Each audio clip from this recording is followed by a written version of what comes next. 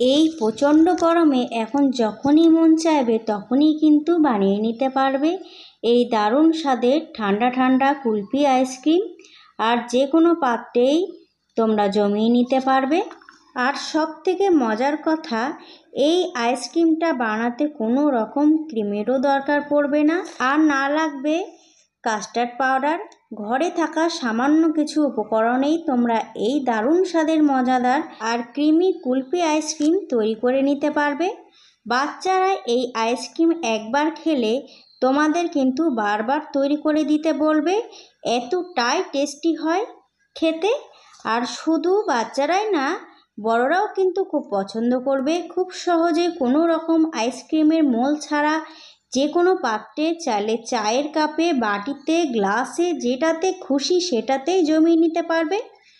বাড়িতে আইসক্রিম বানালে কিন্তু তার মধ্যে আইসক্রিমের টেস্টের চেয়ে বেশি আসে বরফের টেস্ট। কিন্তু আজকের এই রেসিপিটা ফলো করে একবার বানিয়ে দেখো, ক্রিমি টেক্সচারের আইসক্রিম তৈরি হবে।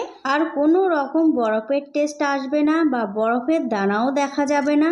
একদম সফট আইসক্রিম তৈরি হয়ে যাবে খুব সহজভাবে। আজকের এই রেসিপিটা তোমাদের সাথে শেয়ার করছি, আশা করি খুব ভালো লাগবে। তো হ্যালো এভরিওয়ান, কেমন আছো তোমরা সবাই? আশা করি তোমরা সবাই ভালো আছো।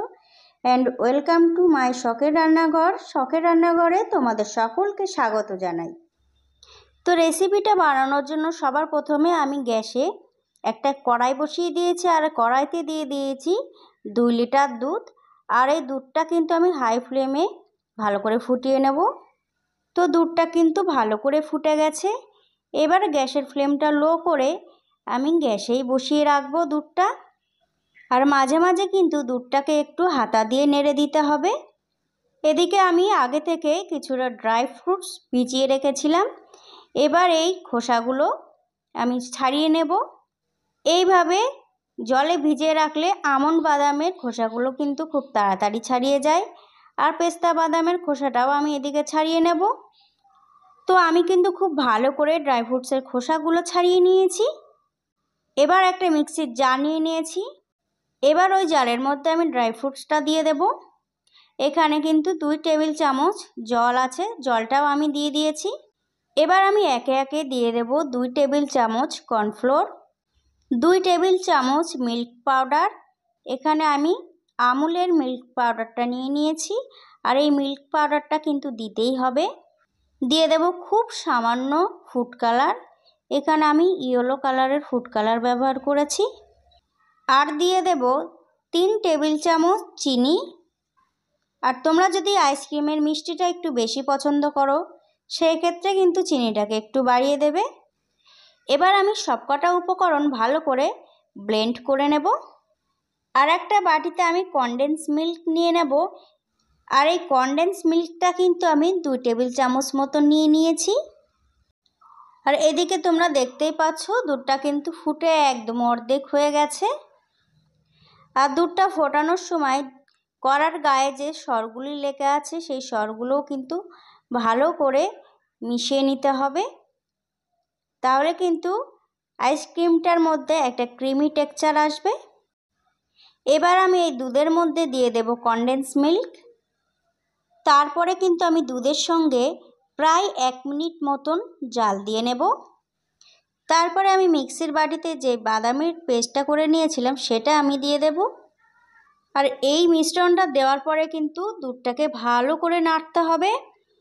আর এই সময় কিন্তু দুধটাকে ভালো করে হাতা দিয়ে নাড়তে হবে। আর দুধটা নাড়তে নাড়তে দেখতেই পাচ্ছ কতটা ঘন হয়ে গেছে। দুধটাকে কিন্তু আমি আরও ঘন করে নেব। তো দুধটা কিন্তু আমি খুব ভালো করে ঘন করে নিয়েছি। এই সময় কিন্তু আমি গ্যাসের ফ্লেমটা অফ করে দেব, কারণ দুধটা ঠান্ডা হলে কিন্তু আরও ঘন হয়ে যাবে। আর গ্যাসের ফ্লেমটা অফ করার পরে দুধটা যতক্ষণ না রুম টেম্পারেচার আসছে ততক্ষণ আমি এইভাবেই রেখে দেব। তো দুধটা কিন্তু এই অবস্থায় একদম ঠান্ডা হয়ে গেছে। আর তোমরা দেখতেই পাচ্ছ দুধটা কতটা ঘন আর থকথকে হয়েছে। তো এই দুধটাকে কিন্তু আমি এরকম থকথকে রাখবো না, তার জন্য আমি একটা মিক্সির জারে এই দুধটাকে দিয়ে আমি ব্লেন্ড করে নেব। তো সেই জন্য আমি একটা মিক্সির বাটিতে দুধের মিশ্রণটা আমি পুরোটাই দিয়ে দেব। তারপর আমি ব্লেন্ড করে নেব। তো তোমরা দেখতেই পাচ্ছ ব্লেন্ড করার পরে কতটা ক্রিমি টেক্সচার এসেছে। এবার আমি 3টে মাটির ভাঁড় নিয়ে নেব আর এই দুধের মিশ্রণটা এই মাটির ভাঁড়ের মধ্যে দিয়ে আমি আইসক্রিমটা জমিয়ে নেব। আর যেটুকু বেঁচে ছিল আমি কিন্তু একটা স্টিলের বাটিতে নিয়ে নিয়েছি। এবার গার্নিশের জন্য আমি একটু ড্রাই ফ্রুটস উপর থেকে দিয়ে দেব আর একটু কেশর দিয়ে দেব। যদিও এটা না দিলেও কিন্তু খেতে খুবই ভালো লাগবে আর স্বাদেরও কোনো ফারাক হবে না। ভিডিওটা যাতে সুন্দর লাগে সেই জন্য আমি একটু ড্রাই ফ্রুটস উপর থেকে দিয়ে দিলাম আর একটু কেশর দিয়ে দিলাম। আর স্টিলের বাটিতে যে আমি জমিয়েছি সেটাও কিন্তু আমি দেখিয়ে দিচ্ছি তোমাদেরকে। সেম প্রসেসেই স্টিলের বাটিতেও আমি একটু ড্রাই ফ্রুটস আর কেশর দিয়ে দেব। আর আমি কিন্তু 2 লিটার দুধ থেকে 3টে মাটির ভাঁড় আর 2টো স্টিলের বাটিতে আইসক্রিমটা জমিয়ে নিয়েছি। আর এটাকে কিন্তু আমি 7 থেকে 8 ঘন্টা ডিপ ফ্রিজে রেখে দেব। আমি যেহেতু রাত্রে বানিয়েছিলাম তাই আমি ওভারনাইট রেখে দিয়েছিলাম।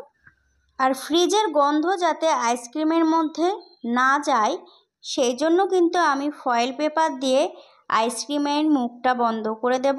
আর এই আইসক্রিমের মুখটা কিন্তু অবশ্যই বন্ধ করে ফ্রিজে রাখতে হবে। তোমাদের কাছে যদি ফয়েল পেপার না থাকে সেই ক্ষেত্রে তোমরা যে কোনো স্টিলের বাটিতে বা এয়ারটাইট বক্সে কিন্তু রাখতে পারো। সকালে ফ্রিজ থেকে আইসক্রিমটা বার করে দেখছি, দেখো কতটা সুন্দর হয়েছে। তো বন্ধুরা, রেসিপিটা তোমাদের কেমন লেগেছে অবশ্যই কিন্তু আমাকে কমেন্ট করে জানাবে। আর যদি ভালো লেগে থাকে তাহলে একটা লাইক করে দেবে। আর আমার চ্যানেলে নতুন বন্ধু হয়ে থাকলে চ্যানেলটিকে সাবস্ক্রাইব করে পাশে থাকা বেল আইকনটিতে ক্লিক করে রাখবে। এতে আমি যখনই ভিডিও ছাড়বো সবার আগে পৌঁছে যাবে তোমার কাছে। তাহলে আজকের মতন এই পর্যন্ত, দেখা হচ্ছে অন্য কোনো রেসিপি নিয়ে। সবাই ভালো থাকবে, সুস্থ থাকবে। নমস্কার।